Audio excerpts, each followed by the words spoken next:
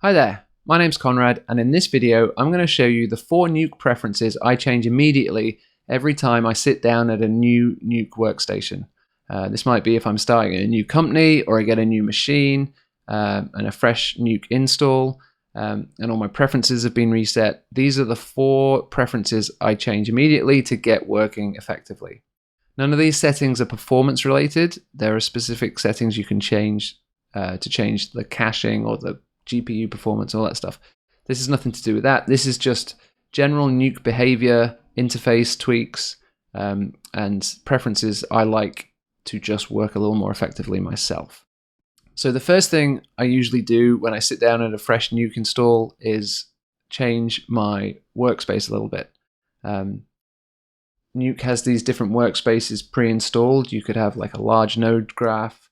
You've got scripting, and they're all just predefined arrangements of all these different panels that you can save or choose to customize how Nuke's laid out, and it depends on what you're actually working on.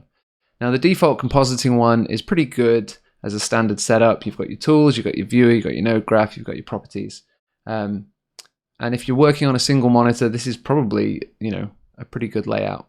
In a studio, when I've got 2 screens, I normally pull out the viewer and I move it onto a second monitor, and I usually want that saved as a default setup. I can't show you that whilst I'm screen recording one screen, so I'm just going to customize this simple layout. And the first thing one thing I often do is create a small panel and put the progress bar in here. So if I make this panel and then I click here and choose Window, Progress, I now have a little progress bar. And this panel is now replaces the floating pop-up progress bar that you get when you're rendering or Nuke's tracking something, or you've got a heavy node processing something, and you get that floating progress panel. I like docking it down here so that it doesn't pop up in front of the viewer while I'm trying to watch what's happening. It's a bit distracting. So by making this panel down here, it is a way of stopping that popping up in the middle of the viewer while you're trying to pay attention. So I like putting it down here. So once I've customized my workspace, I want to save this.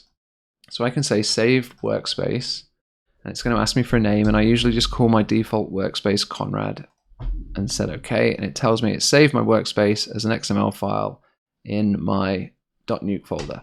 Great. So now I have Conrad as a workspace here in the menu, and I can go to scripting, and I can go back to Conrad and my little panels down here, which is great. But the problem is, every time I quit Nuke and relaunch it, it is going to load up the default compositing one. And that's not a huge drag. It just means I have to click up here and choose Conrad every time I start Nuke. But this is the first preference I can set. By opening the Nuke preferences, which on a Mac you find in the Nuke menu, preferences, on Linux and stuff, I think it's usually in the edit menu. But here we go to preferences, and here are all our Nuke preferences. If I go to the startup panel and choose Conrad here and hit OK, so now Conrad is the startup workspace. I can quit Nuke.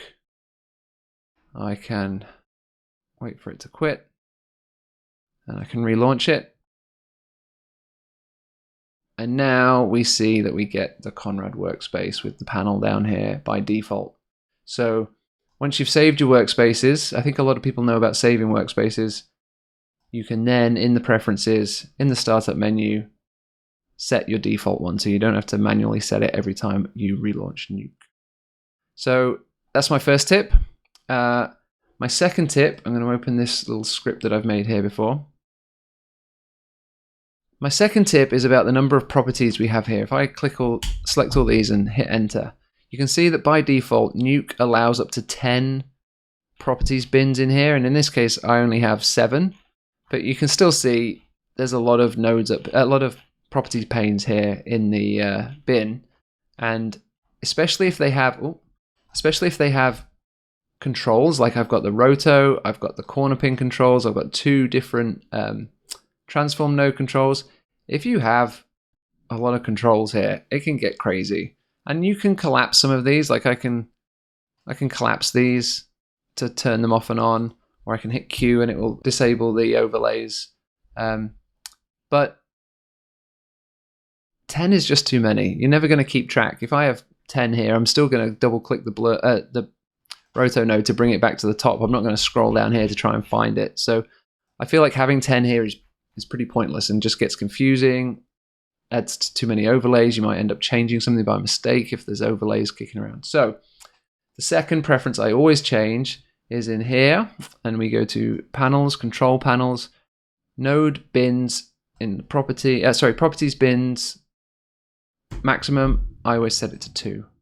You can change it up here manually, but again, this default changes every time you relaunch Nuke. So by setting it in the preferences, there's now only ever going to be 2 properties bins here, and if I double click on a new one, the bottom one gets shuffled out. I think 2 is usually enough. You want to compare a couple of nodes, have a couple of properties bins open at once, but you don't want so many that you lose track of what's what.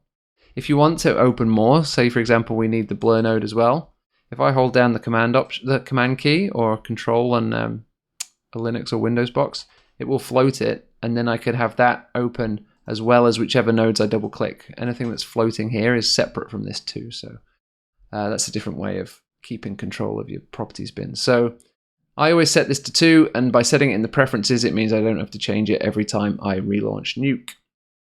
So that's my second one. The third thing I change is, if I go to preferences again, and I go to node graph, in this arrows control panel here, or set of settings here, you see that we have 4 directional arrows, and we can give them each colors. Now, let's set this to up to red.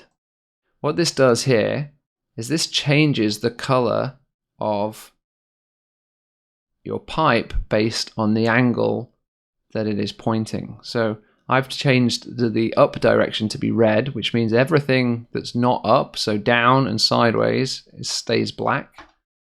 But as you move your arrow, as I move this node down and the arrow points up now, let's delete these, you can see that the arrow goes red, and when it's completely vertical, it's as bright red as it can get. I use this as a setting to quickly see if nodes are going up. I like scripts that go down. That's how generally scripts should flow. So having a warning if something is not flowing in the direction I was expecting is useful, and it's really useful if you zoom right out. If I have a huge script, I can see this arrow is going up and I don't make an assumption that the data is flowing down. Some people also add like other colors to the left and right, so you could do green in one direction, blue in the other direction, and now you can see this data is flowing this way, this data is flowing this way, this data is flowing down, and you get a cool kind of disco effect. So that is another useful little setting. I just keep it to red, but that is handy. So that's the third thing I always change. And the final thing I always change, and to be honest, I always forget about this until I end up in Nuke's 3D space for the first time, and then I remember to change it, is if I go here to the Nuke viewer the panels viewer handles, is to change the 3D navigation from Nuke to Maya. And this changes the controls for when we're in 3D space. It changes the middle mouse pans, Alt to rotate around, whatever the controls are. If you leave them set to Nuke, I've never really learned what they are, but they just don't act in the way you think they should work compared to almost every other 3D package, which seems to use like the Maya settings. So change your 3D controls to Maya.